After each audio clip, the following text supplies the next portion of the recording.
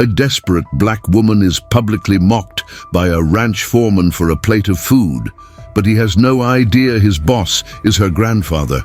"If I rope that bull, sir, will you give me a plate of food?" Lena Washington's voice was steady, cutting through the dusty Texas air. The foreman, Jedediah Thorne, let out a harsh laugh that made the other ranch hands snicker along with him. He pointed a thick finger toward the far pen, where a beast of a bull known as Diablo pawed at the ground. "You rope him and I'll give you whatever you want." He was sure of her failure, but just as he turned to the cook to order a plate of scraps for the coming spectacle, a calm, powerful voice sliced through the laughter. "Jedediah, what in God's name do you think you're doing?" The foreman froze. Standing behind him, his shadow stretching long in the afternoon sun, was Arthur Sterling, the legendary and rarely seen owner of the entire Sterling Cross Ranch. This story shows how arrogance can be a person's downfall. If you believe in justice, hit the like button, subscribe for more incredible stories, and comment with your city and the word justice to show your support. It had all started 2 hours earlier. Lena's beat-up pickup truck had finally died on a dirt road 5 miles from the main gate of the Sterling Cross Ranch. The engine gave a final, pathetic cough and went silent. She was out of water, out of money, and hadn't eaten a solid meal in 2 days. The hunger was a physical ache in her stomach. Walking under the oppressive Texas sun, she saw the sprawling ranch, not as a place of opportunity, but as her last chance. All she needed was a meal and enough work to get her truck fixed and move on. She wasn't looking for a handout, just a chance to earn her keep. When she finally reached the main compound, a group of cowboys were taking a break near the corrals. A tall, broad-shouldered man with a permanent scowl seemed to be in charge. This was Jedediah Thorne, the ranch foreman. He ran the Sterling Cross with an iron fist in Mr. Sterling's frequent absence. "Excuse me," Lena said, her voice raspy from thirst. "I'm looking for work. I can ride, I can rope. I'm a hard worker." Jed looked her up and down, his eyes lingering on her worn-out jeans and dusty boots. A smirk played on his lips. "Work?" he scoffed, loud enough for his men to hear. "Honey, look around. This is a man's world. We ain't got no place for a drifter like you." The other cowboys chuckled. Lena felt a familiar sting of humiliation, but she pushed it down. Desperation was a stronger emotion. From where she stood, she could smell beef stew wafting from the cookhouse, a rich, savory scent that made her stomach clench with painful longing. "I don't need a permanent job," she insisted, trying to keep her voice even. "Just a day's work. Anything. I just need enough for a meal and a tow." Jed seemed to enjoy her desperation. He saw it as a performance put on for his benefit. "A meal?" he repeated, his voice dripping with false sympathy. "Well now, we can't just be giving away food. This ain't a charity." He leaned against the fence, crossing his arms. He was a man who enjoyed power, especially over those he deemed beneath him. He saw Lena not as a person, but as a problem to be dismissed, or better yet, an opportunity for some cruel entertainment. That's when Lena saw the bull, Diablo. He was a legend on the local circuit, a massive, muscular animal with a notoriously foul temper and a reputation for throwing the most experienced riders. The cowboys gave his pen a wide berth, an idea born of pure, gnawing hunger and a lifetime of underestimated skill sparked in her mind. It was a gamble, a wild one, but it was all she had left. She looked Jed straight in the eye. Her exhaustion was replaced by a steely resolve that seemed to take him by surprise. "All right," she said, "let's make a deal." The cowboys quieted down, sensing a shift in the air. Jed raised an eyebrow, intrigued. "A deal?" "Yes," Lena said, her gaze unwavering. She gestured toward the pen. "If I rope that bull, sir, will you give me a plate of food?" A wave of disbelief, followed by roaring laughter, erupted from the men. Jed himself laughed the loudest, slapping his thigh. The idea was absurd. Women didn't handle beasts like Diablo, especially not a woman who looked like she could be knocked over by a strong gust of wind. "You." Jed choked out between laughs. "You want to rope Diablo?" He saw the whole scene playing out in his head. The woman making a fool of herself, the bull chasing her out of the corral, the story he'd tell for weeks to come. It was perfect. "That's the deal," Lena confirmed, her face unreadable. "You got it," Jed declared, his grin wide and cruel. "Boys, you heard her. Give her a rope." He was certain he was about to witness a spectacular failure. He imagined her running in terror, a satisfying end to his boring afternoon. He even felt a moment of mock generosity. "And if you manage to not get yourself killed, I'll even throw in a glass of water." Lena ignored the jeers and the pitying looks. She walked over to the equipment rack and picked up a coiled lariat. The rope felt familiar in her hands, a comforting weight. She didn't hear the cowboy's taunts. She heard her grandmother's voice, a memory from years ago. "The rope ain't just a tool, Lena. It's a part of you. Feel its balance. Understand the animal's rhythm. Don't fight it, dance with it." Her grandmother Eloise had been a legend, a woman who could rope a running calf from a galloping horse in the blink of an eye, though few outside their family knew her true skill. That legacy flowed through Lena's veins. Jed saw a desperate drifter. He had no idea he was looking at the heir to a gift he couldn't possibly comprehend. He was about to make the biggest mistake of his life, and the real owner of the ranch had just arrived to watch him do it. Jedediah Thorne's blood ran cold. The jovial, mocking expression on his face evaporated, replaced by a mask of pure panic. He spun around, his posture immediately becoming subservient. The cowboys behind him, who had been laughing moments before, now stood stiff and silent, suddenly finding the dirt at their feet incredibly interesting. "Mr. Sterling, sir," Jedediah stammered, forcing a sickly smile. I didn't know you were back on the property. We were just having a bit of fun, a little friendly wager." Arthur Sterling did not smile. He was a man in his late 60s, but he stood tall and straight, with an aura of authority that needed no volume. His eyes, a piercing blue, were fixed on his foreman, and they held a look of profound disappointment and anger. "Fun?" Arthur's voice was low, but it carried across the yard, sharp as a razor. "Is this what you call fun, Jedediah? Humiliating a person in need for the entertainment of your men?" Jedediah's face flushed with color. "No, sir, of course not. It wasn't like that. The woman, she proposed the bet herself. I was just playing along." He gestured vaguely toward Lena, as if she were a piece of evidence in his defense. Arthur Sterling completely ignored him. His gaze shifted from the foreman to the woman holding the rope. He took a few steps closer, his boots making soft sounds in the dust. He looked at Lena, really looked at her, and a flicker of something unreadable passed through his eyes. Recognition, sorrow, perhaps something else entirely. The harsh lines on his face softened almost imperceptibly. "I heard your question," Arthur said, his voice now gentle, directed only at her. "What's your name, young lady?" Lena met his gaze. She didn't know who this man was, but she felt the shift in power instantly. The air was no longer thick with mockery, but with a tense, watchful respect. "Lena, sir, Lena Washington." Arthur's expression tightened for a fraction of a second at the name. He nodded slowly. "Lena," he repeated, as if testing the name on his tongue. "My foreman here is a poor host. A wager for a plate of food is an insult on my land.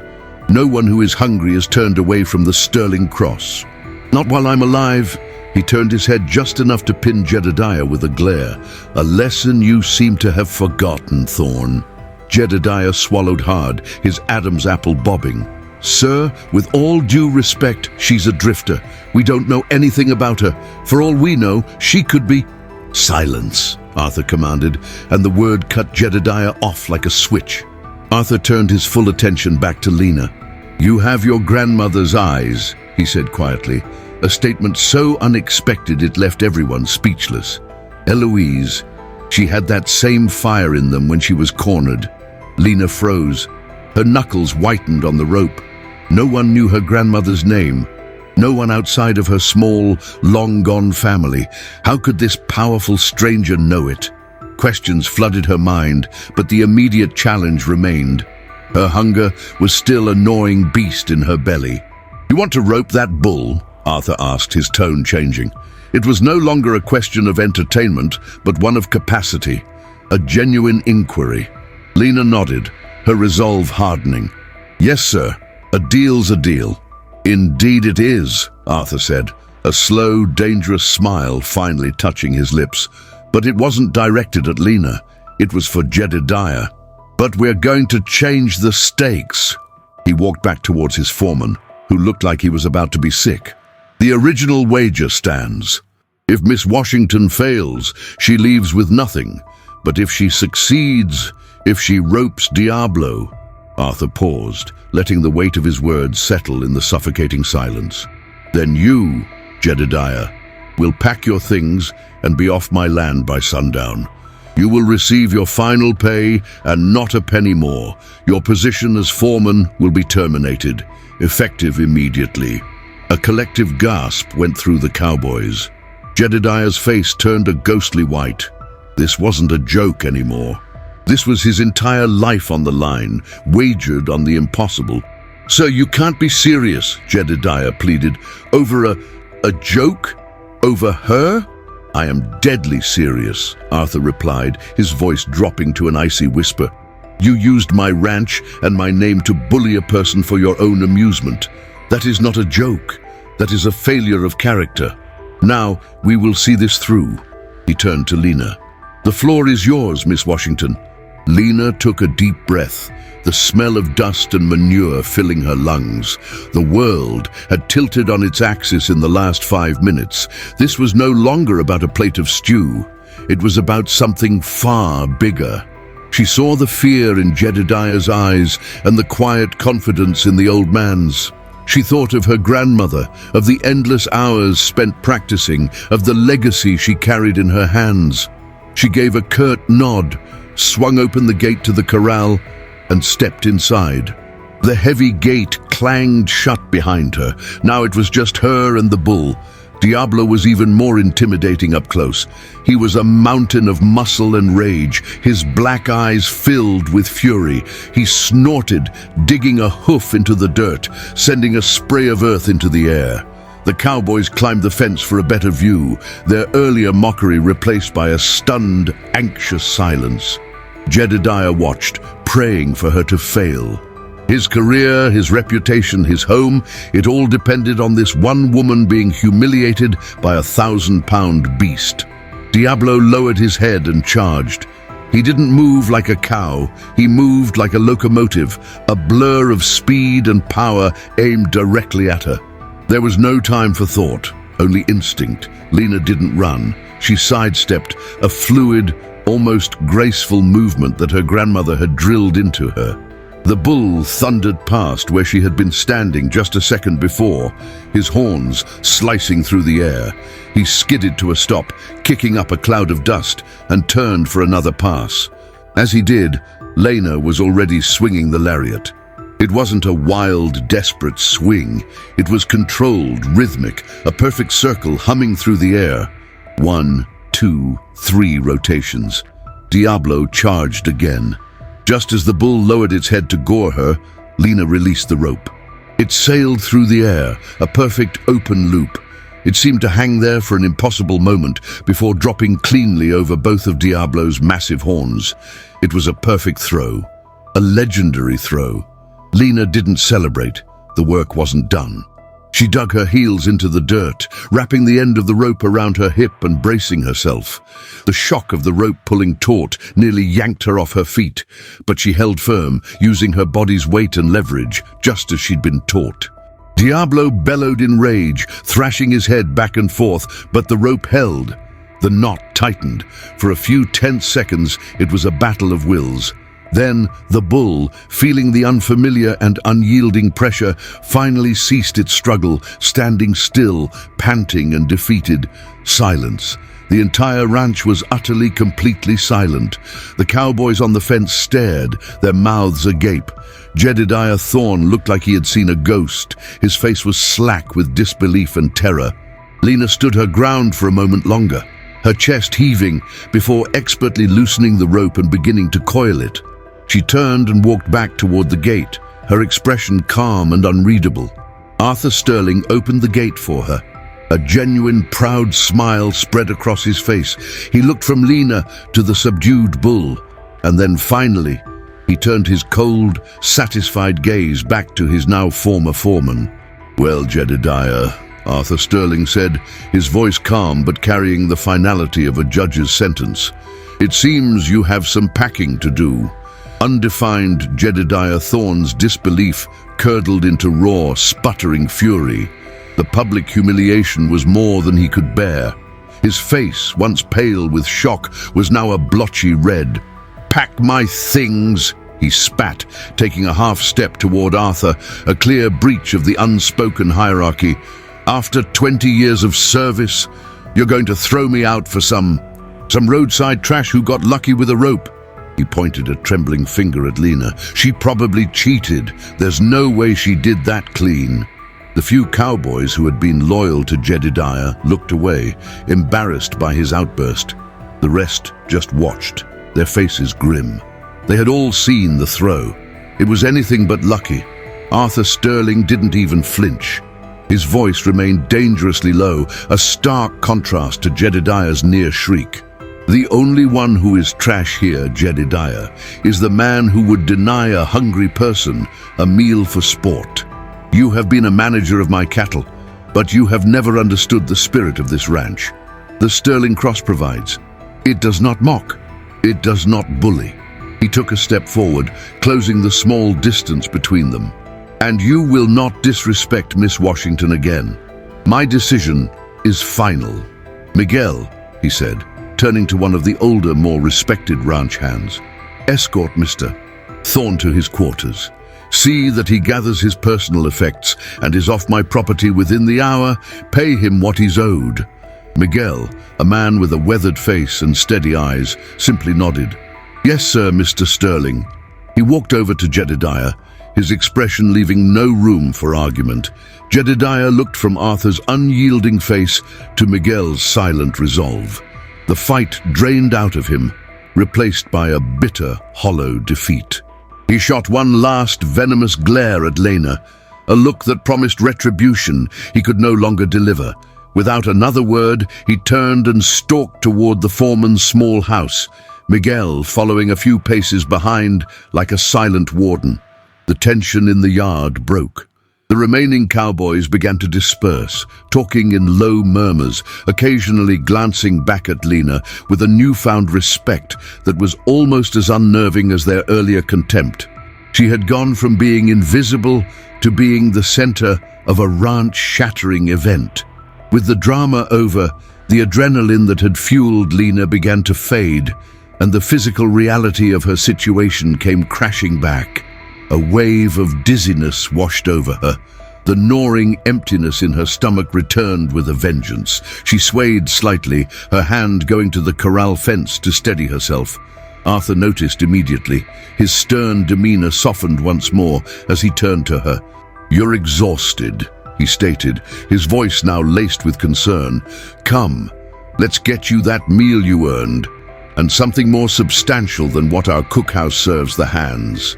He began walking toward a large two-story ranch house that overlooked the entire compound, its wide porch and stone chimney speaking of age and permanence. Lena hesitated. This was not part of the deal. "Sir, a plate of stew is all I asked for. I don't want to be a bother." Arthur stopped and looked back at her. "It is no bother. You are a guest, and we have things to discuss." His tone was gentle but firm, implying that this was not a request. Lena, feeling she had little choice, followed him. She was acutely aware of the dust on her clothes, the weariness in her bones as she walked up the stone steps and onto the polished wood of the porch. Arthur opened a heavy oak door and gestured for her to enter. The inside was a different world. The air was cool and smelled of leather and wood smoke. Dark wood floors were covered with woven rugs, and the walls were lined with books and old photographs. A huge stone fireplace dominated one wall. It was a home, not just a house, a place filled with history. "Please, sit," Arthur said, indicating a comfortable leather armchair near the fireplace. He went to a small bar in the corner and poured a tall glass of ice water, which he brought to her. "Drink this. I'll have Maria prepare a tray." Lena drank the water greedily. It was the best thing she had ever tasted. While Arthur was gone, she looked at the photos on the mantel.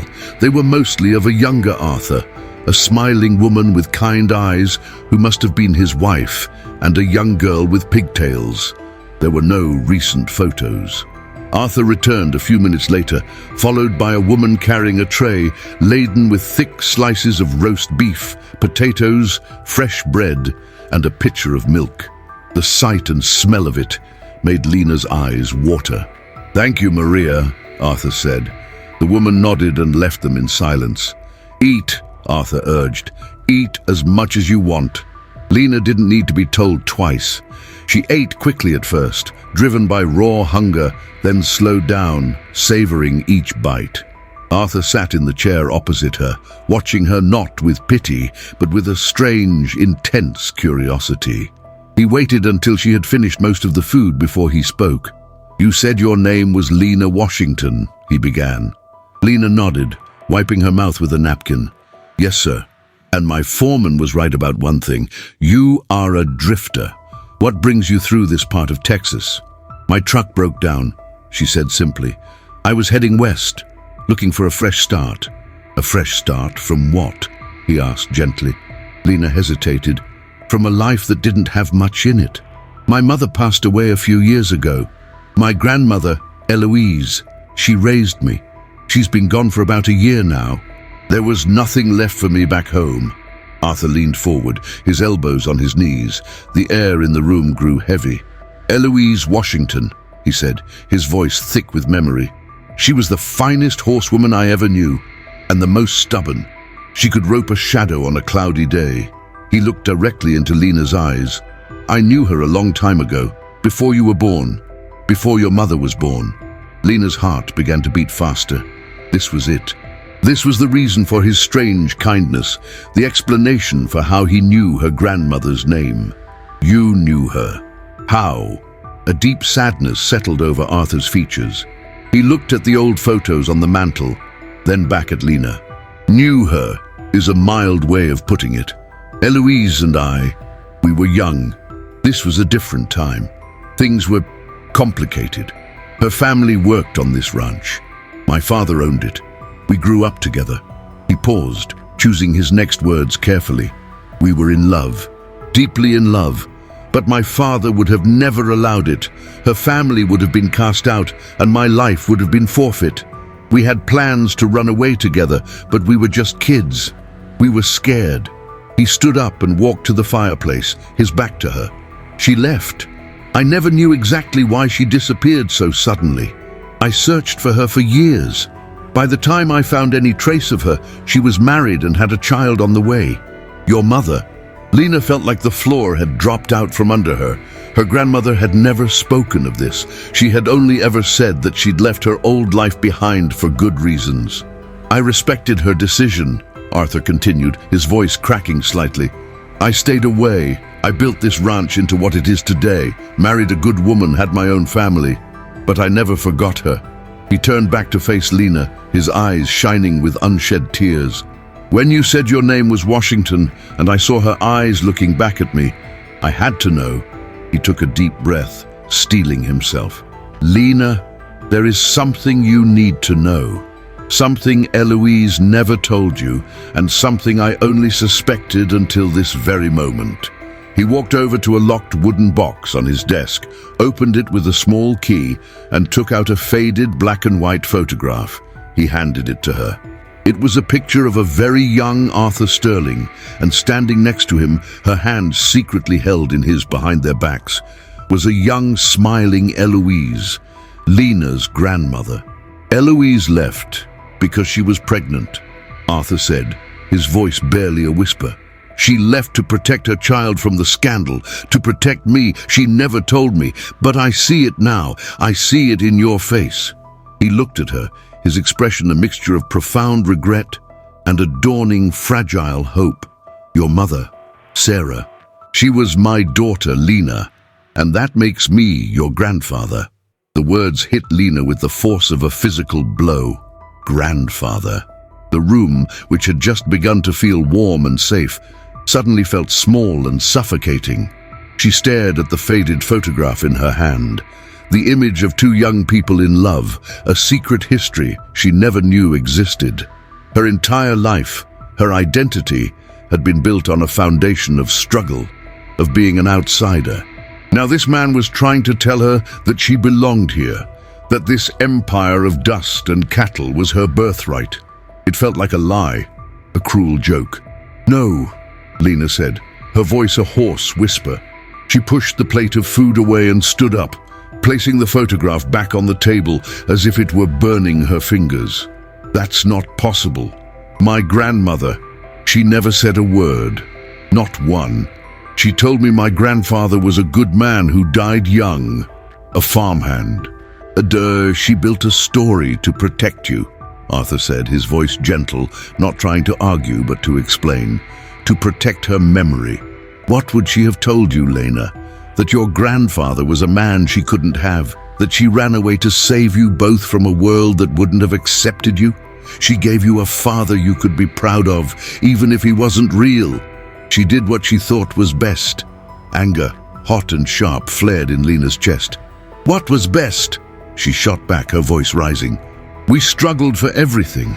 Every meal was a victory. Every paid bill was a miracle.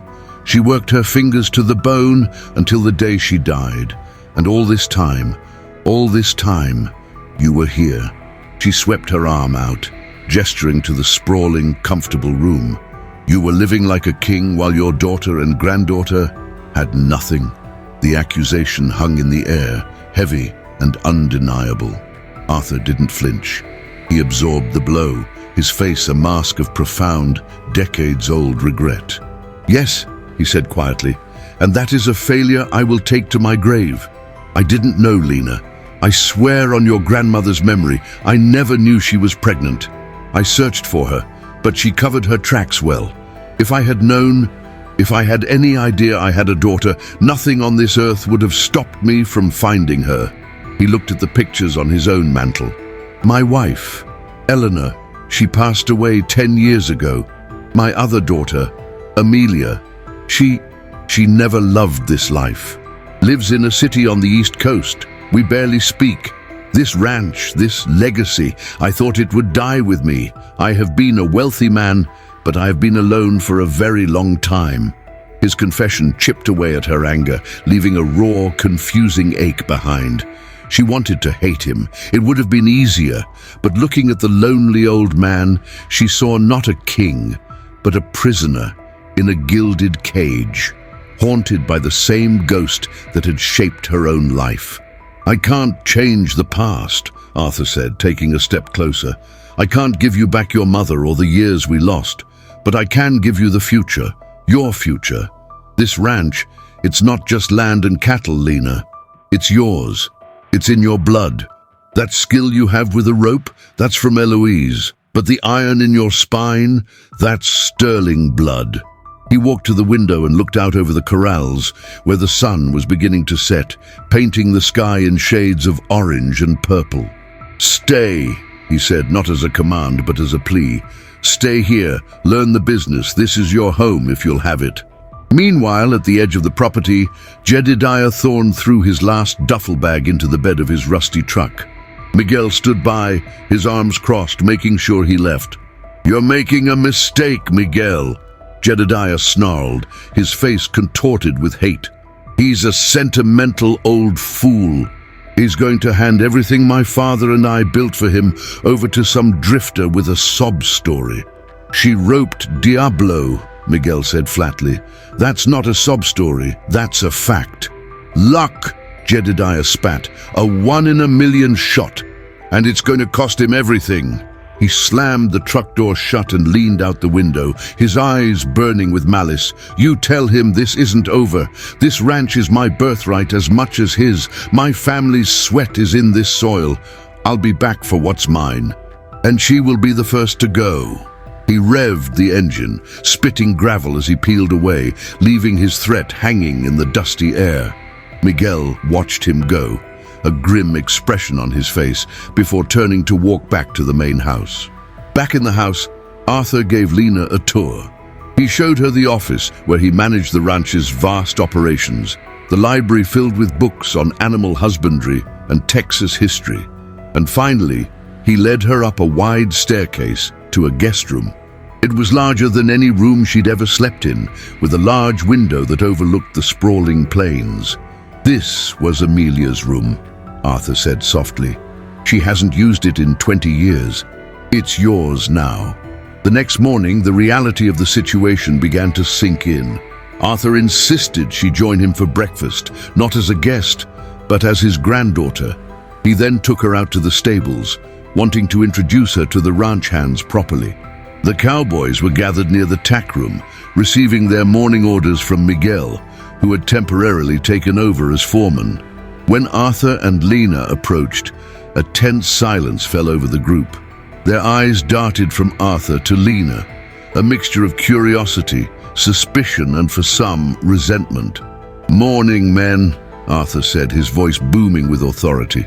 "I'd like you all to know that Miss Washington will be staying with us indefinitely. She is my guest, and she is to be treated with the full respect of this ranch. She is family." The word family landed like a stone. A few of the men nodded respectfully. Others just stared. One cowboy, a tough, wiry man named Caleb, who had been Jedediah's right hand, made a scoffing noise under his breath. "Something to say, Caleb?" Arthur asked, his eyes narrowing. Caleb shifted his weight, a defiant smirk on his face. "No, sir. Just wondering what her official position is." "Is she going to be roping bulls for a living?"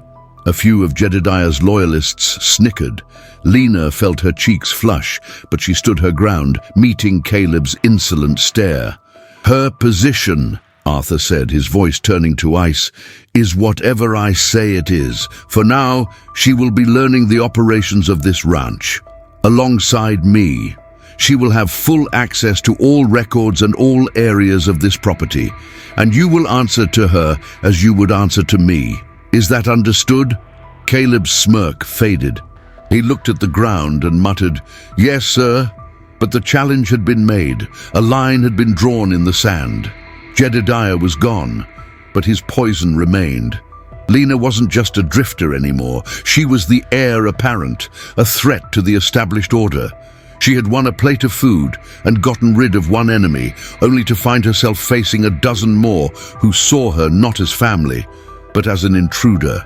Later that day, standing on the porch of the main house, Lena looked out at the endless expanse of the Sterling Cross. It was beautiful, powerful, and terrifying. In less than 24 hours, she had gone from having nothing to inheriting everything. But it was an inheritance that came with a hidden price. She had a grandfather, but she also had enemies. She had a home, but she would have to fight for it.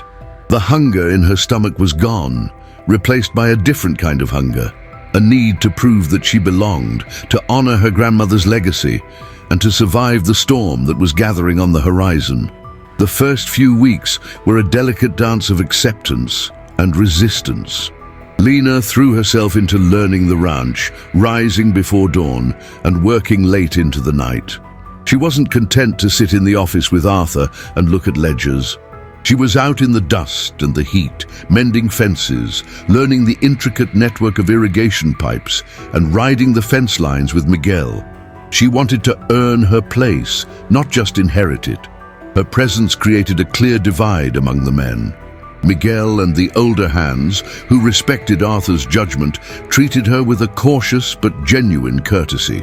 They saw the skill she possessed and the tireless work ethic she demonstrated. They started calling her Miss Lena, a title of respect. But Caleb and his faction Younger men loyal to Jedediah's memory were a constant source of friction.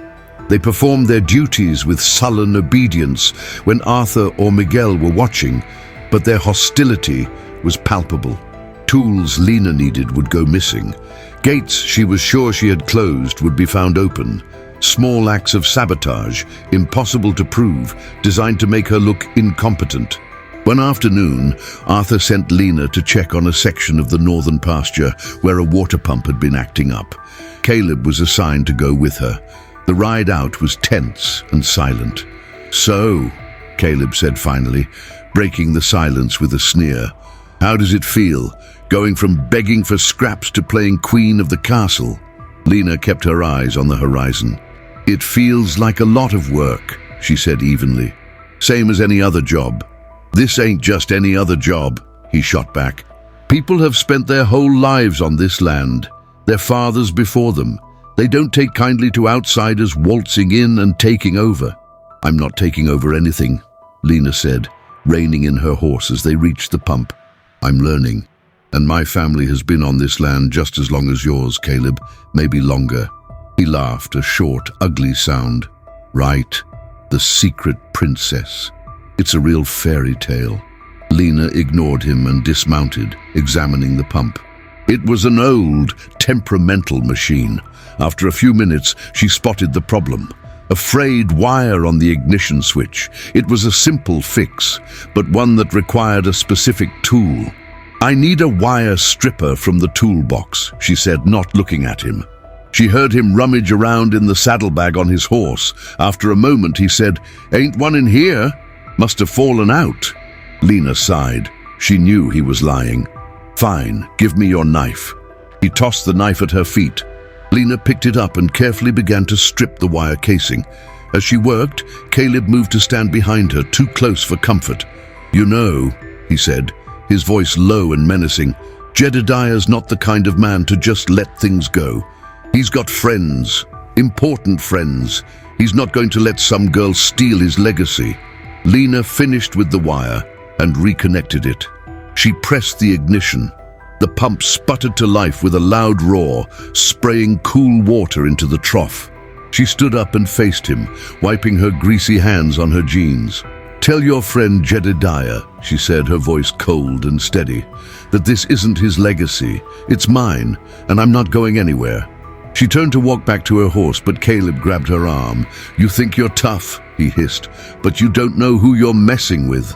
Before Lena could react, a voice cut through the air like a whip crack. "Get your hand off her, Caleb." Now, Miguel was sitting on his horse on a nearby ridge, a rifle resting comfortably across his saddle. He must have followed them. Caleb's hand dropped from her arm as if it had been burned. A flicker of fear crossed his face before being replaced by his usual defiant scowl. "Just having a conversation, Miguel," Caleb said, trying to sound casual. "Looked like more than a conversation to me," Miguel replied, his eyes like chips of flint. "The boss wants to see you. Back at the house. Now. Lena, you ride with me." The ride back was silent. When they reached the main house, Arthur was waiting on the porch, his face like a thundercloud. Caleb was already standing before him, looking nervous. "Caleb," Arthur said, his voice dangerously calm, "I gave you a simple order. You were to respect my granddaughter. You have failed. Pack your bags. You're done here." "Sir, I didn't do nothing," Caleb protested. "She's lying." "Miguel is not a liar," Arthur stated. "And neither is my granddaughter. Get off my land." Caleb stared at Arthur, then at Lena, his face a mask of pure hatred. He opened his mouth to say something else, then seemed to think better of it. He turned on his heel and stormed off toward the bunkhouse. That night, a storm rolled in, a real Texas gully washer with cracking thunder and sheets of rain. Lena was in the office with Arthur, going over cattle auction records, when the phone rang. It was the sheriff from the local town. "Arthur?" The sheriff's voice crackled over the line. "Got some bad news. There's a fire down at the old Miller place, the abandoned one, just off your southern border. Looks like it was set deliberately, but that's not the worst of it. We found a truck in a ditch about a mile away. Looks like it ran off the road in the storm. It's registered to Jedediah Thorne." Arthur went rigid. "Is he?" "He's alive," the sheriff said. "Banged up pretty bad, though. He's rambling, not making much sense. But he keeps saying two words over and over again." "What are they?" Arthur asked, his voice tight. There was a pause on the other end of the line. "Lena Washington." A cold dread washed over Lena. This was it, the turning point. Jedediah was back, and he was no longer just a disgruntled ex-employee. He was a cornered animal, and he had just made his first move. The fire wasn't random. It was a message. "Arthur," the sheriff continued, his voice grim. "He's also been talking to a lawyer. A man named Peterson. Says he has a claim to the Sterling Cross. Something about an old agreement between your father and his. He's saying that girl's appearance nullifies his family's rights. He's planning to sue you for the entire ranch." The room fell silent, save for the sound of the rain lashing against the window. The small acts of sabotage, the threats from Caleb, they were just the opening skirmishes. Now the real war had begun. Jedediah wasn't just trying to intimidate her anymore. He was trying to erase her, to take everything Arthur had given her and to destroy the Sterling Cross from the inside out. He had escalated the conflict from a personal grudge to a legal battle for the very soul of the ranch. And his first act was to frame her for arson. Arthur hung up the phone. The silence that followed was absolute, a stark contrast to the storm raging outside. For a long moment, he just stood there, his back to Lena, staring out the window at the rain-streaked darkness. The reflection in the glass showed the face of a man who had aged 10 years in 10 minutes. The powerful ranch owner was gone, replaced by a tired old man facing the ghosts of his father's decisions. "An agreement," he finally said, his voice raspy. He turned to face Lena, his eyes filled with a weary anger. My father, he was a hard man, practical. He didn't believe in sentiment. Jedediah's father, Horatio Thorne, was his foreman. The man ran this place for him for 40 years. My father trusted Horatio's grit more than he trusted his own son's vision. He walked over to the bar and poured himself a stiff drink, his hand trembling slightly. "When I was young, I wanted to modernize, introduce new bloodlines, better irrigation. My father saw it as frivolous. He and Horatio were old school. They made a deal, a handshake agreement that was later put on paper. It stipulated that if anything happened to me, or if I failed to produce a legitimate heir to run the ranch, the Thorne family would be given a controlling interest, a reward for their loyalty." Lena's mind reeled. "A legitimate heir, a son," Arthur clarified, his voice dripping with bitterness. "He never saw my daughter Amelia as a suitable heir, and he certainly would have never accepted your mother." The unspoken words hung between them. He would have never accepted a black grandchild. The agreement was my father's insurance policy against me, a leash. When he died, my lawyers told me the contract was vaguely worded and likely wouldn't hold up in court, but it would be a messy, expensive fight. Jedediah has known about it his whole life. He saw himself as the prince-in-waiting, his birthright. "And now I'm here," Lena said, the pieces clicking into place. "I'm your blood, your heir. My existence threatens his claim." "It obliterates it," Arthur said, downing the drink in one swallow. "Which is why he's not just fighting it in civil court. He's trying to remove you from the board entirely. If he can get you convicted of a felony like arson, you'd be discredited. Any claim you have would be tainted. He's a snake, and snakes bite when they're cornered." A fire ignited in Lena's gut, burning away the cold dread. The drifter who had arrived 2 months ago, desperate and hungry, was gone. In her place was a woman with a name, a legacy, and a fight on her hands. "No," she said, her voice firm, surprising even herself. "He's not just cornering you, Arthur. He's coming after me. He's using my name. This is my fight too." Arthur looked at her, a flicker of pride in his tired eyes. "Yes," he said, nodding slowly. "Yes, it is." The next morning, the storm had passed, but a new, more oppressive atmosphere had settled over the Stirling Cross. The news of the fire and Jedediah's accusation had spread through the bunkhouse like a contagion. When Lena walked with Arthur to the stables, the whispers stopped. Men who had been friendly the day before now avoided her gaze. The seed of doubt had been planted. A drifter appears out of nowhere, becomes the heir, and suddenly the old foreman's life goes up in flames. The story wrote itself. Arthur's first call was to his lawyer, a sharp, no-nonsense man from Austin named Ben Carter. Lena listened on the speakerphone as Ben laid out the grim reality. "The agreement is real, Arthur," Ben said, his voice tinny over the phone. "And it's a mess. Your father's language is archaic. A good lawyer could argue its meaning for years. Jedediah's man, Peterson, is a shark.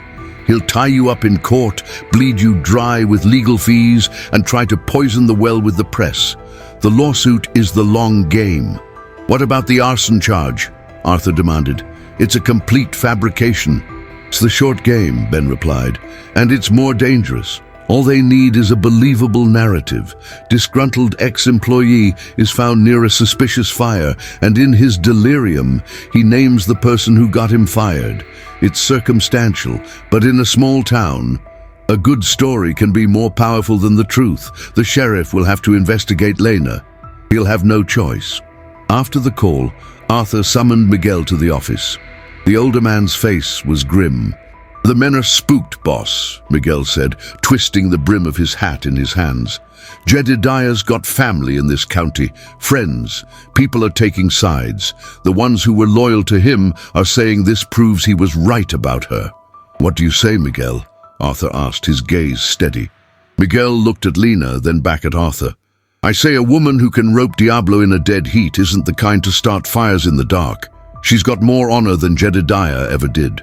She was with me or you all day yesterday. She was in this house when that storm hit. She's got an alibi. An alibi provided by her grandfather and his most loyal man," Arthur said, sighing. "Peterson will paint you as a biased witness.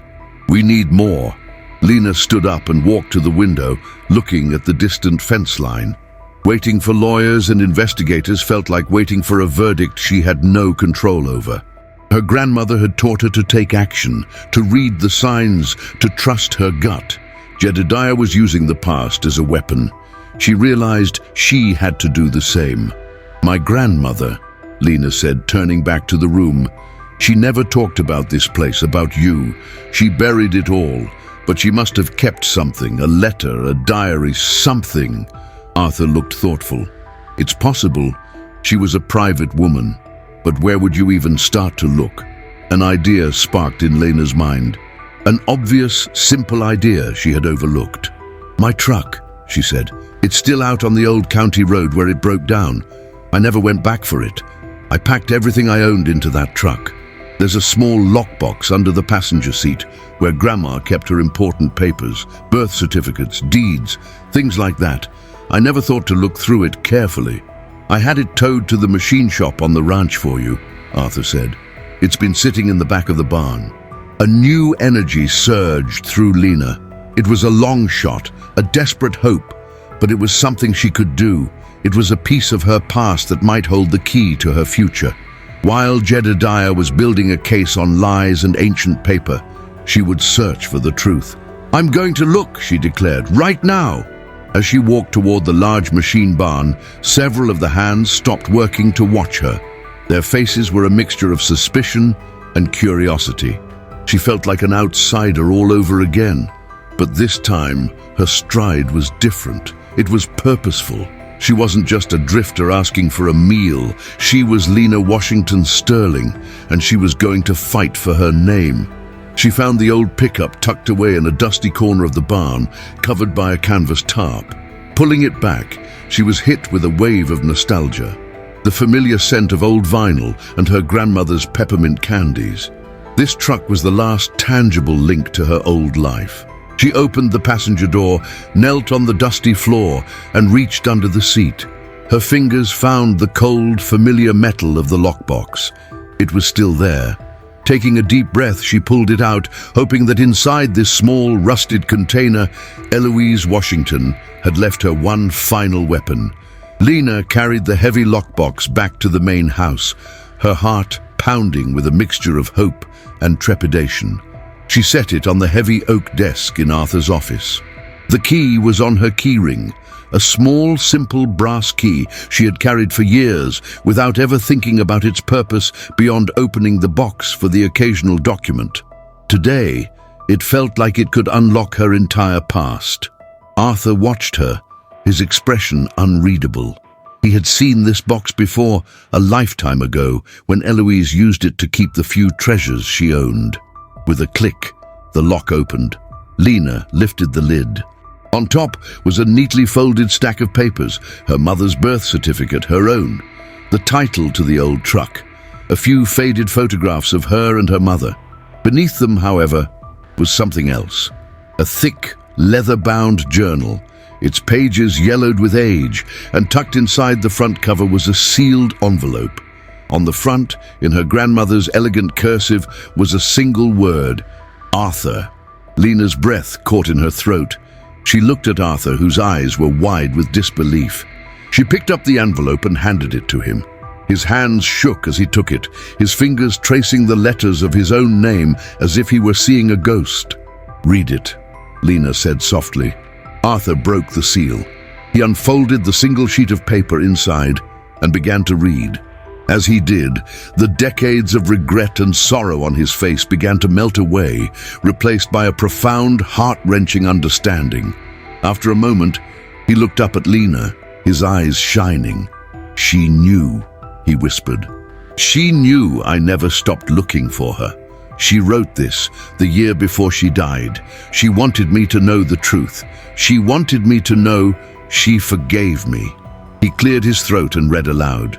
"My dearest Arthur, if you are reading this, it means Lena has found her way home. I knew she would. She has my spirit, but she has your strength. I never told her about you because I wanted her to grow up strong on her own, not in the shadow of a name or a fortune. I wanted her to be her own woman, but I always knew her path would lead her back to the sterling cross. It's in her blood. Protect her. Love her. She is the best of both of us." Tears streamed freely down Arthur's face. Lena felt her own eyes welling up. The letter was a gift, a final absolution from the woman they had both loved. It was the proof Arthur needed that his love had been returned, and the validation Lena needed that her grandmother had trusted her to find her own way. But there was still the journal. Lena opened it. The first few pages were filled with notes on horse breeding and remedies for sick cattle. But then the entries became more personal. Eloise wrote about her love for Arthur, her fear of his father, and the heartbreaking decision to leave. But it was an entry dated 2 weeks after she had left the ranch that made Lena's blood run cold. She read it aloud. "Horatio Thorne saw us. The night Arthur gave me his mother's locket by the creek, Horatio was watching from the trees. He came to me the next day. He said he knew about the baby.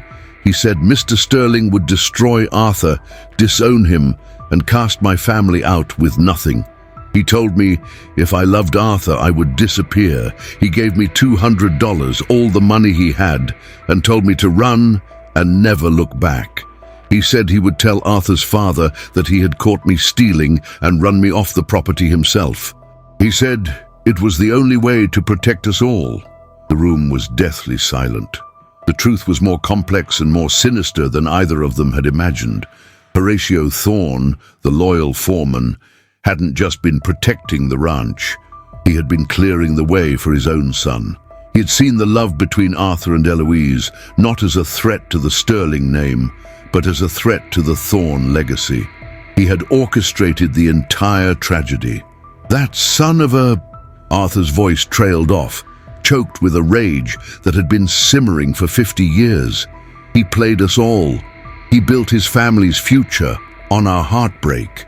And Jedediah is trying to finish what his father started," Lena said, her voice hard as steel. "But he made a mistake. His father buried a secret. My grandmother wrote it down. Just then, the sound of a car crunching on the gravel driveway broke the silence. Arthur looked out the window. "It's the sheriff," he said grimly. "And Jedediah's lawyer, Peterson, is with him." The confrontation was about to happen. Lena closed the journal and stood up straight. The letter from her grandmother clutched in her hand. The fear was gone, replaced by a cold, clear sense of purpose. She was no longer just fighting an accusation, she was avenging her family's past. Sheriff Miller and a man in a crisp suit, Peterson, entered the house. Peterson was all smiles and false sympathy. "Arthur, Sheriff," Peterson began.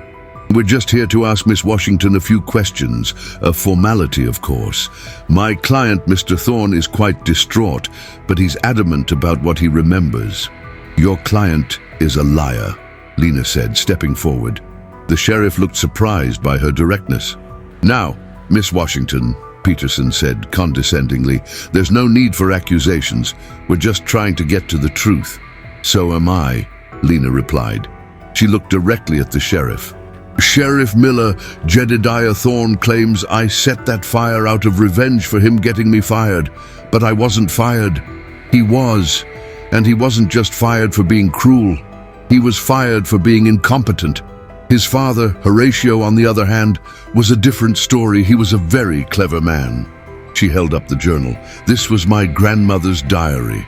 In it, she details how Horatio Thorne blackmailed her into leaving this ranch 50 years ago, lying to everyone to ensure his own family's advancement. He orchestrated a lie that cost my grandfather the love of his life and his firstborn child." She then held up the letter. "And this is a letter from my grandmother to Arthur, entrusting me to him, proving our family connection beyond any doubt. Jedediah's claim is based on a lie his father created." Peterson's smug expression faltered. That's hearsay, ramblings from a dead woman. It proves nothing about the fire." "It proves motive," Lena countered, her voice ringing with confidence. "Jedediah didn't just lose his job. He lost his claim to this entire ranch. A claim he believed was his birthright. A claim built on a half-century of deceit. He wasn't the victim of a random act of revenge. He was a desperate man who saw his entire future disappearing. So he set a fire, crashed his truck, and used my name, hoping to eliminate the one person who stood in his way. The truth." She laid the journal and the letter on the desk in front of the sheriff. "The Thorne family has been trying to steal this ranch for 50 years. I'm just the first Sterling who's been able to fight back." Sheriff Miller looked from the evidence on the table to Peterson's suddenly pale face, and then to Lena. He saw no fear in her eyes, only conviction. He was a small-town sheriff, but he knew the truth when he saw it. And the story Lena was telling felt a hell of a lot more real than Jedediah's delirious ramblings. The tide had just turned. Sheriff Miller picked up the leather-bound journal. He wasn't a lawyer, but he had been a lawman long enough to recognize the weight of a 50-year-old secret. He ran a thumb over the brittle pages. Peterson, seeing his carefully constructed narrative crumbling, went on the offensive. "This is a desperate theatrical stunt," Peterson scoffed, though a bead of sweat was now trickling down his temple. "You can't seriously consider this. This scrapbook as evidence. It changes nothing. My client was the victim of an attack, and he identified his attacker. Your client is a con man, just like his father." Arthur's voice boomed, his anger finally boiling over. "And this is more than a scrapbook, you city slicker parasite. This is a testament, and it's going to be the anchor that drowns your case." The sheriff held up a hand, silencing them both. "Mr. Peterson, your client made a serious accusation. Miss Washington has just provided a compelling motive for why he might lie. This journal and letter may not be admissible in a criminal court, but they sure as hell change the direction of my investigation." He turned his gaze to Lena. "Miss Washington, I'll need to take these with me. I'll have the lab verify the age of the ink and paper, but for now, the questions I had for you can wait." He then looked at Peterson, his folksy demeanor gone, replaced by the hardened look of a cop. "And you can tell your client that my deputies will be wanting to talk to him again. This time about filing a false report, and about the arson he seemed so familiar with. Peterson's face went white. He opened his mouth, then closed it again, realizing he had lost control of the situation. He gave Lena a look of pure venom before turning and stalking out of the house, his briefcase swinging uselessly at his side. The balance of power had irrevocably shifted. After the sheriff left, an exhausted quiet settled in the room. Lena felt the adrenaline drain away, leaving a profound sense of clarity. She had not only defended herself, she had reclaimed her family's story from the lies that had poisoned it for decades. "He'll drop the lawsuit," Arthur said, a grim satisfaction in his voice. "Peterson knows the journal is dynamite. Even if it's not directly related to the fire, he can't risk it coming out in a civil deposition. The story of what Horatio did would destroy the Thorne name in this county forever." Jedediah overplayed his hand. "It's not enough," Lena said, looking out the window. "I don't want him to just drop the lawsuit. I don't want him to just slink away. He tried to ruin me. He tried to steal our home. He has to pay for it." Over the next few days, the atmosphere on the ranch transformed. The news of what was in Eloise's journal spread like wildfire. Miguel, after being told the story by Arthur, had quietly informed the other senior ranch hands. The whispers and suspicious glances directed at Lena were replaced by nods of respect and words of support. She was no longer the outsider. She was Eloise's granddaughter, the woman who had unearthed a 50-year-old injustice. The story of Horatio's betrayal solidified her place in the ranch's history. The legal battle evaporated as quickly as it had begun. 2 days after the sheriff's visit, Ben Carter called. Peterson had formally withdrawn the lawsuit and all claims against the Sterling Cross. The criminal investigation into Lena was officially closed due to lack of evidence. Jedediah, facing his own investigation, had checked himself out of the hospital against medical advice and disappeared. It was a victory, but it felt incomplete. Jedediah was gone, but he was still free. The injustice felt unfinished. Lena found her answer not in a lawyer's office, but out in the open pasture. She had taken to riding out alone in the early mornings, finding a strange peace in the vast emptiness of the land. It was on one of these rides that she stumbled upon a small, overgrown family cemetery, a place she hadn't known existed. There were a few weathered headstones for distant Sterling ancestors, and in the corner, a simple, unmarked stone. Arthur found her there, tracing the rough surface of the unmarked stone. "This was for her," he said quietly, coming to stand beside her. "My father refused to let me put her name on it. It was for a stillborn child my mother had, years before I was born. But in my heart, it was always for my child with Eloise, the one I never knew." Lena looked at the stone, then at the sprawling ranch around them. "He tried to erase her," Lena said. "Your father, Horatio, Jedediah, they all tried to act like she never existed, like my mother never existed, like I shouldn't exist." An idea, cold and sharp and perfect, began to form in her mind. It was an idea born of her grandmother's quiet dignity and her grandfather's iron will. It was an act of justice, not of law. "We're going to have a memorial," she announced, turning to Arthur. "A memorial?" he asked, confused. "For my mother, Sarah Washington Sterling," Lena said, saying the full name for the first time. "And for my grandmother, Eloise Washington. We're going to put their names on this stone, and we're going to invite the whole county to a dedication ceremony. We're going to tell their story. Our story." Arthur's eyes widened as he understood. It wasn't about revenge anymore. It was about reclamation. It was about publicly declaring their family line, cementing Lena's place as the rightful heir, and turning the Thorne family's greatest secret into the Sterling family's founding legend. "But Jedediah," Arthur said, "he's still out there.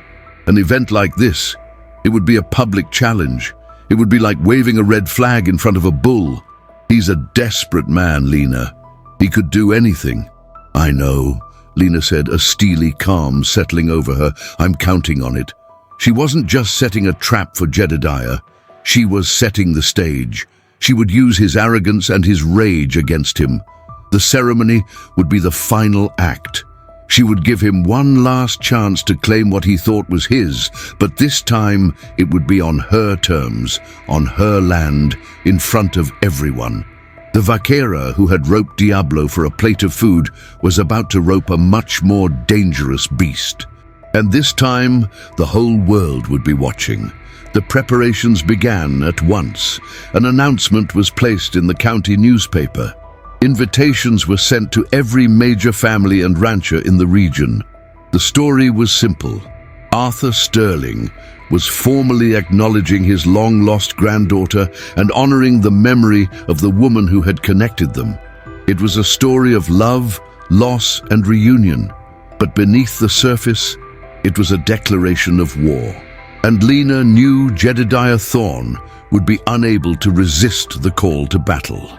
The day of the memorial was bright and hot, the Texas sun beating down on the Sterling Cross with an unforgiving intensity. Cars and trucks lined the long driveway, a testament to the power of the Sterling name and the county's insatiable appetite for drama. Ranchers in their Sunday best, town officials and curious neighbors all gathered in the small family cemetery, where a new gleaming granite headstone had been placed over the once unmarked grave. 2 names were carved into it, Eloise Washington and her daughter, Sarah Washington Sterling. Lena stood beside Arthur near the new stone. She wasn't wearing a dress, but a crisp new pair of jeans, a simple white shirt, and the worn leather boots she had arrived in. This was who she was. Arthur, looking more frail but more resolute than she had ever seen him, placed a comforting hand on her shoulder. Miguel and a half-dozen of the most loyal ranch hands stood in a loose, watchful perimeter around the cemetery, their eyes scanning the crowd and the surrounding hills. They were unarmed at Lena's insistence, but their presence was a clear message. The local pastor said a few words, then Arthur stepped forward. His voice, though strained with emotion, carried across the silent crowd. "Thank you all for coming," he began. "For 50 years I've carried a private grief. I loved a woman I could not have, and I lost a daughter I never knew. Their names were Eloise Washington and Sarah Washington. They were erased by fear and by greed. Today, we correct that injustice. Today, we put their names back where they belong, in the heart of this family and in the heart of this land." He turned to Lena, his voice thick with pride. "And today I introduce you to the future of the Sterling Cross, my granddaughter, Lena Washington Sterling. She has her grandmother's grace and her own unbreakable will. This ranch is her birthright, sealed not by a dusty old contract, but by blood, by love, and by a strength that has passed down through generations." As he spoke, Lena's eyes were not on the crowd. They were fixed on a lone figure standing on a distant ridge, just at the edge of the Sterling property line. It was Jedediah, a silhouette against the bright sky. She knew he would be there. He couldn't stay away. This ceremony was a public repudiation of everything he believed was his. His pride would not let it go unanswered. Arthur finished speaking and stepped back. It was Lena's turn. She took a deep breath and looked out at the faces in the crowd. "My grandmother taught me how to rope," she began, her voice clear and steady. "She said you have to understand the animal's rhythm, not fight it. For the past few months I've been in a fight, not with a bull, but with a lie. A lie that said I didn't belong here. A lie that tried to turn my family's history into a weapon against me." As she spoke, she saw movement on the ridge. Jedediah was getting into an old, battered truck, the same one he'd been found in after the fire. It sputtered to life, a puff of black smoke rising into the air. "But the truth has a rhythm of its own," Lena continued, her eyes locked on the approaching vehicle. "And today, that truth is here for everyone to see." The truck was coming closer now, bouncing over the rough terrain, leaving a cloud of dust in its wake. A murmur of alarm went through the crowd. Miguel and his men tensed, stepping forward. "It's all right," Lena said calmly, raising a hand to stop them. "Let him come." The truck didn't slow down. It barreled toward the cemetery, its engine roaring.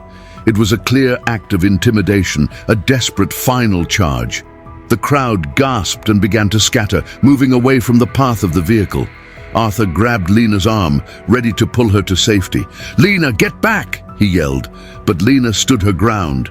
She didn't move an inch from the headstone. She just watched, her expression unreadable, as the truck hurtled towards her. 50 yards, 40, 30. Just as it seemed he would plow right through the ceremony, Jedediah slammed on the brakes. The truck skidded to a halt in a shower of dirt and gravel, stopping less than 20 feet from where Lena stood. The engine died with a final rattling cough. For a moment there was absolute silence. Then the driver's side door creaked open. Jedediah Thorne stepped out. He looked unhinged. His clothes were dirty, his face was gaunt, and his eyes burned with a wild, desperate fury. In his hand he held a piece of paper, the old agreement. "This is a sham," he screamed, his voice cracking. He waved the paper in the air. "This land is Thorne land. My father earned it. This paper proves it. You think you can erase us with a new rock and a sad story?" He started walking toward Lena, his steps unsteady. You're the one who ruined everything. You're a ghost. You're nothing. You don't belong here." Arthur stepped in front of Lena. "That's enough, Jedediah. It's over. Go home." "This is my home," Jedediah shrieked, shoving Arthur aside. The old man stumbled and fell to the ground. That was the last mistake Jedediah would ever make on Sterling land. Before Miguel or his men could move, Lena acted. She didn't scream or run. She simply bent down, and from behind the new headstone, she lifted a coiled lariat, the one she had used on Diablo. Jedediah froze, his eyes widening in confusion as he saw the rope in her hands. He was so consumed by his rage, he had walked right into the corral she had prepared for him. "You're right about one thing, Jedediah," Lena said, her voice dropping to a low, dangerous calm. She began to swing the rope, the familiar humming sound cutting through the tense silence. "This isn't about a dusty old contract anymore." She took a step forward. The loop of the lariat circled wider, faster. "This is about what you did to my grandfather," she said, taking another step. The rope hummed. "This is about what your father did to my grandmother," she said, her eyes boring into his. The rope was a blur. "And this," she finished as Jedediah finally turned to run, "is for me." She let the rope fly. It shot through the air with unerring accuracy. The loop sailed over Jedediah's flailing arms and dropped perfectly around his chest, pinning his arms to his sides. Lena dug in her heels, pulled the rope taut, and with a sharp, practiced tug, yanked the man off his feet. Jedediah hit the ground hard, the air rushing out of him in a pained grunt. He was trussed, defeated, and utterly humiliated, caught like a common calf in front of the entire county. Lena stood over him, coiling the slack in her rope, her shadow falling across his face. She had never looked more like a Sterling. The vaquera had claimed her ranch. The stunned silence of the crowd was broken by a single sharp sound, the clicking of Sheriff Miller's handcuffs as he stepped forward.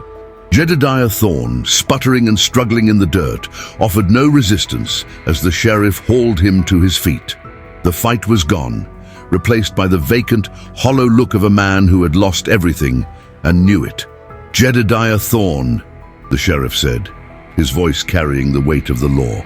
"You're under arrest for trespassing, for assault on Mr. Sterling, and we'll add disturbing the peace to the list while we're at it.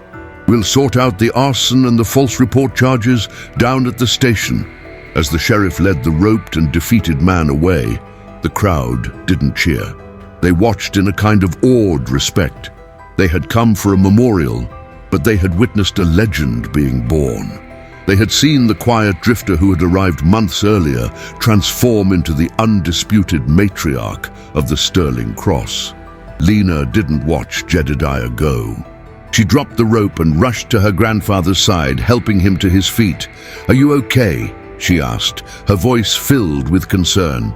Arthur brushed the dust from his trousers, a slow, proud smile spreading across his face.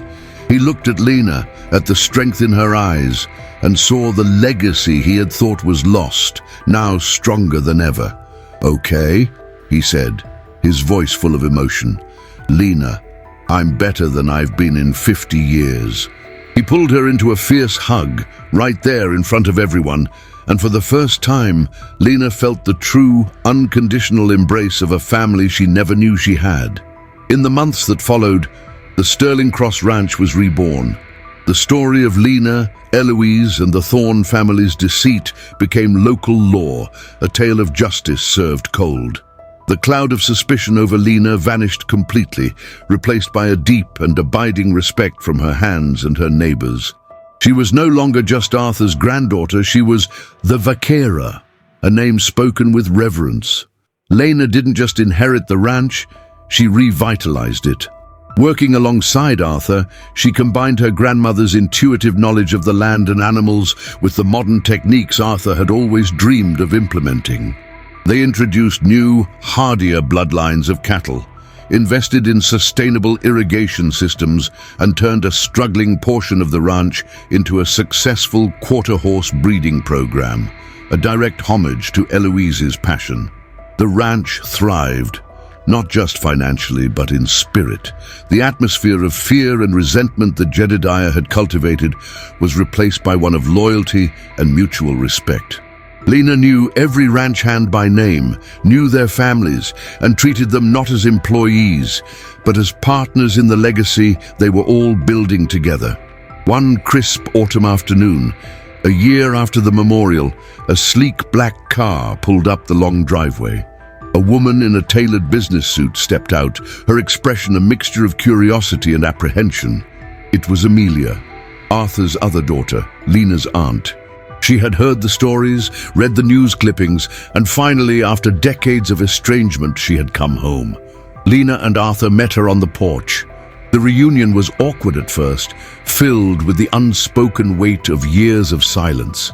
But as Lena showed Amelia the ranch, the new foals in the pasture, the bustling energy of the hands, the pride in Arthur's eyes, the ice began to thaw. Amelia saw not the dusty, stagnant place she had run away from, but a vibrant, living entity, filled with a purpose she had never imagined. For the first time, she saw a reason to connect with her family's legacy. It wasn't a complete reconciliation, not yet, but it was a beginning. A bridge had been built over a chasm of resentment. Later that evening, Lena stood on the porch, watching the sun set over the plains. The sky was a brilliant canvas of orange and purple, the same colors as the evening Arthur had first told her the truth. She was no longer the hungry, desperate woman who had walked onto this ranch with nothing but the clothes on her back. She was the heart of this land, its protector, its future. Arthur came and stood beside her, handing her a steaming mug of coffee. They stood in comfortable silence for a long moment, watching the last sliver of sun disappear below the horizon. "She would be so proud of you, Lena," Arthur said softly. "Eloise, she'd be so proud." Lena smiled, a genuine, peaceful smile.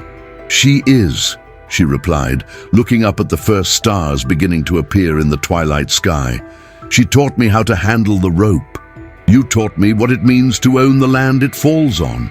The journey had been born of desperation, a simple plea for a plate of food. But it had ended in a reclamation of history, a restoration of justice, and the forging of a new legacy. The question had been, if I rope the bull, will you give me a meal? The answer, it turned out, was so much more. He gave her a home. He gave her a family. He gave her back her name. The Vaquera had not just earned her meal, she had earned her place in the world, proving that true inheritance is not about what is written on paper, but what is carried in the blood and earned through the strength of one's character. This story teaches us that true strength isn't about the power you hold over others, but the integrity with which you reclaim your own story. Justice may be delayed, but it can never be truly denied to those who are brave enough to fight for it. If you were moved by Lena's journey, please let us know in the comments. We love hearing from you. Comment, "I watched until the end," to show your support. And don't forget to like, subscribe, and hit the notification bell so you don't miss our next story. Click the video on your screen now for another amazing tale. Thank you for watching. 5 years passed, the Texas seasons turned, and with them, the Sterling Cross Ranch transformed. The dust of old conflicts had settled, replaced by the rich soil of prosperity. The story of the vaquera who roped Jedediah Thorne had become a permanent part of the county's mythology, a tale told in diners and feed stores, growing more legendary with each telling. Jedediah Thorne was a ghost. After his public humiliation, his legal options had evaporated. Facing charges of assault, filing a false police report, and a renewed investigation into the arson at the Miller place, he had taken a plea deal. The county paper reported he was serving a 7-year sentence in a state penitentiary. His name was now a cautionary tale about pride and greed. He was a problem that had been solved, a footnote in the Sterling Cross history books. Lena was no longer the heir apparent, she was the boss. She ran the ranch with a quiet, confident authority that mirrored her grandfather's, but with an innovative spirit that was all her own. Arthur, now well into his 70s, had happily ceded the day-to-day operations to her. He spent his days as a proud advisor and doting great-grandfather to Lena's 2-year-old son, a boy with Eloise's fiery eyes and a smile that was pure sterling. The boy's father was a good man, a veterinarian from a neighboring county who had been drawn to Lena's strength and kindness. Under Lena's leadership, the ranch didn't just survive, it conquered. The quarter-horse breeding program she started was now renowned throughout the state, producing champions that fetched astronomical prices at auction. She had used the profits to strategically acquire 2 neighboring parcels of land, expanding the Sterling Cross to its largest size in its history. She made decisions with a sharp, intuitive understanding of the land, a gift inherited directly from her grandmother. Amelia had become a regular, if distant, part of their lives. She never moved back to the ranch. The city was her home, but she visited every few months. A skilled corporate lawyer, she had taken over all the ranch's legal and financial dealings, protecting the Sterling Cross with a fierce, formidable intelligence. She had found her own way to contribute to the family legacy, not with a rope, but with a pen and a contract. The awkwardness between her and Lena had long since faded, replaced by a deep, mutual respect. They were 2 sides of the same sterling coin, each powerful in her own right. The family, once broken and scattered, had been rebuilt, stronger and more diverse than before. One cool morning, Lena stood with Miguel, now her official foreman, on a hill overlooking the main valley. Below them, a massive herd of cattle was being driven towards the winter pastures. It was a complex operation, one she had planned and was now executing flawlessly. "The herd's looking strong, Miss Lena," Miguel said, his weathered face breaking into a proud grin. "Strongest it's been in my lifetime." "It's the new grazing rotation," Lena said, her eyes scanning the movement of the herd. "Gives the land time to recover. Grandma always said you take care of the land, and it'll take care of you." "She was a wise woman," Miguel nodded. He paused, then said, "Heard Caleb got out a few months back. The man you and Mr. Sterling fired. He's working a dirt-poor spread over in the next county. Word is, he doesn't have 2 nickels to rub together." Lena just nodded, her expression unchanged. The petty resentments of men like Caleb were distant echoes now. They had no power over her. "Some people make their own luck, Miguel. Some people just make their own dirt." Understood. Later that day, as the sun began to dip low, Lena took a walk. Her path led her, as it often did, to the small family cemetery. The granite headstone bearing her mother's and grandmother's names was no longer new and gleaming. It had settled into the land, weathered by the sun and rain, as if it had always been there. She ran her hand over the carved letters of Eloise's name. She thought of the desperate woman who had arrived at the ranch gates, begging for a plate of food. It felt like a lifetime ago, a story about someone else, The gnawing hunger she had felt then was gone, replaced by a deep, fulfilling sense of purpose. She looked out at the vast expanse of the Stirling Cross, her ranch, her home. The sounds of the evening were a familiar comfort, the lowing of distant cattle, the nicker of a horse in the paddock, the laughter of her son playing on the porch of the main house with his great-grandfather. This was the result of her fight. This was the justice she had sought. It wasn't just about punishing Jedediah, it was about building this. A thriving home, a healed family, a future.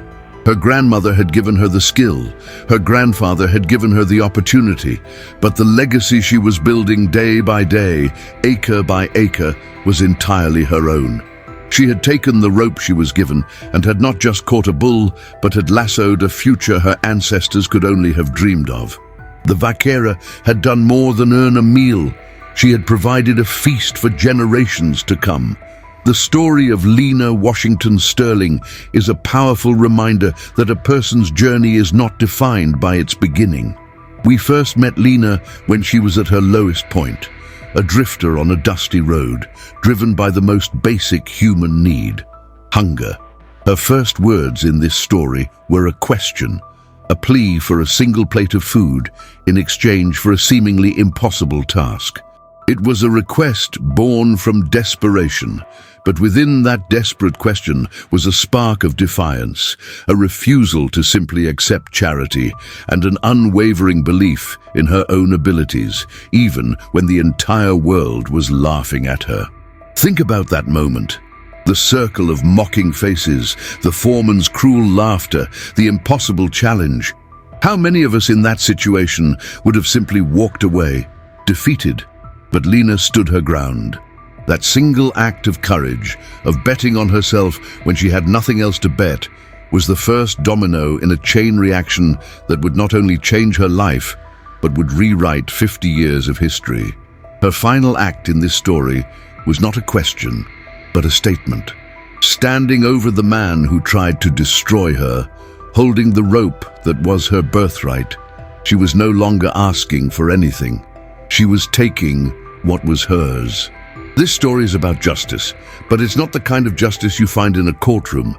It's a deeper, more personal form of justice.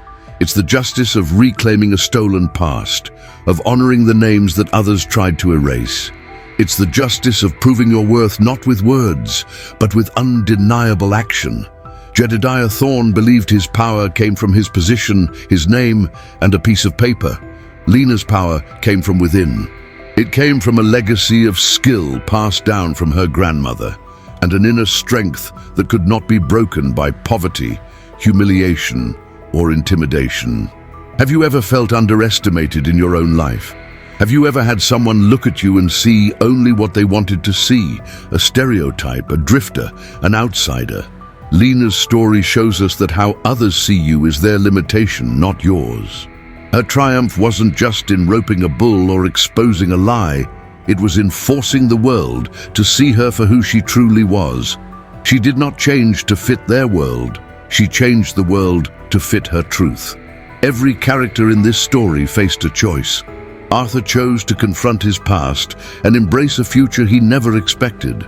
Miguel chose loyalty and honor over the path of least resistance.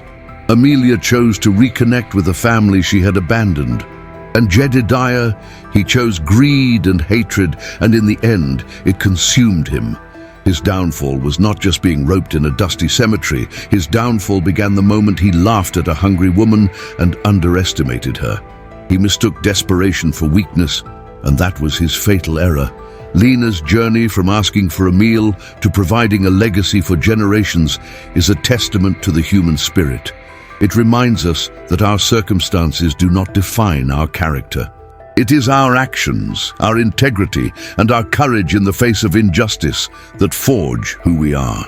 The Stirling Cross Ranch became more than just land and cattle. It became a symbol of a promise fulfilled, a history reclaimed, and a future secured by the unlikeliest of heroes. What do you think? Was Lena's final act of roping Jedediah the perfect justice for his crimes? Or should she have let the law handle it alone? Let us know your thoughts in the comments section below. Your perspective helps shape our community. If you were inspired by Lena's story of resilience and her fight for what was right, and if you believe that justice will always find a way, please take a moment to support our channel. Hit that like button to let us know you enjoyed the story, and subscribe and turn on all notifications so you never miss another incredible journey like this one. And to show us that you are a dedicated member of our storytelling community, we have a special request. Please comment below with the words, "I watched until the end." It's a small action, but it tells us and the YouTube algorithm that you value these deep, complete narratives, and it helps us continue to bring more stories like Lena's to you. Thank you for joining us on this powerful journey. The story of the Vaquera is a reminder that sometimes, to get what you deserve, you have to be willing to rope it yourself. For another tale of shocking secrets and ultimate justice, click the video that is now appearing on your screen. We'll see you there.